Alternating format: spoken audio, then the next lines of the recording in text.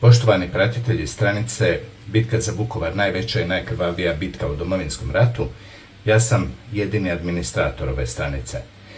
Danas vam se obraćam jer mi treba pomoć. Treba mi pomoć u širenju istine o bitki za Vukovar i o Domovinskom ratu i u borbi protiv zaborava. Nažalost, događa se to da nakon 33 godine od početka Domovinskog rata naša djeca i mladi o Domovinskom ratu ne znaju gotovo ništa, a stariji su počeli zaboravljati.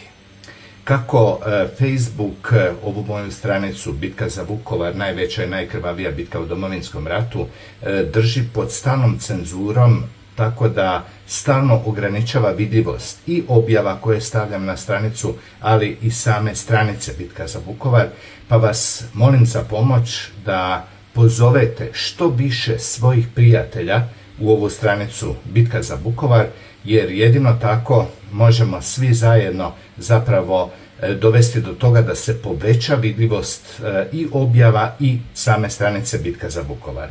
Pa evo, ako ste na godišnjem odmoru, ako imate nekih 5-10 minuta slobodnog vremena, molim vas, pozovite što više svojih prijatelja u ovu vašu i moju stranicu Bitka za Vukovar, jer evo tako nam pomažete u borbi protiv zaborava, a ja ću vam sada dati upute kako najlakše pozvati što više prijatelja u stranicu Bitka za Vukovar.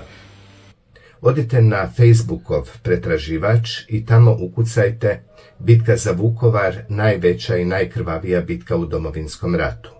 Kada ste ju pronašli, kliknite na stranicu. Kada ste ušli u stranicu, provjerite jeste li do sada već lajkali stranicu, odnosno jeste li ju označili sa oznakom sviđa mi se.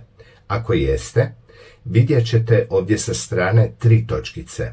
Kliknite na te 3 točkice i otvorit će vam se mali prozor u kojem vam se nudi nekoliko opcija, između ostalog je opcija Pozovi prijatelje. Kliknite na tu opciju Pozovi prijatelje i tada će vam se otvoriti prozor sa popisom svih vaših prijatelja na Facebooku. Tada vas molim da označite što više prijatelja, a maksimalno 1000 dnevno, a na dnu stranice vam je plava oznaka Pozovi. Kliknite tu oznaku Pozovi i posao je gotov. Puno vam hvala na svemu, na pomoći. Jedino zajedno možemo se boriti protiv zaborava, jedino zajedno možemo nešto promijeniti i nešto izmijeniti u ovoj našoj Hrvatskoj. Puno vam hvala i želim svima vama svako dobro.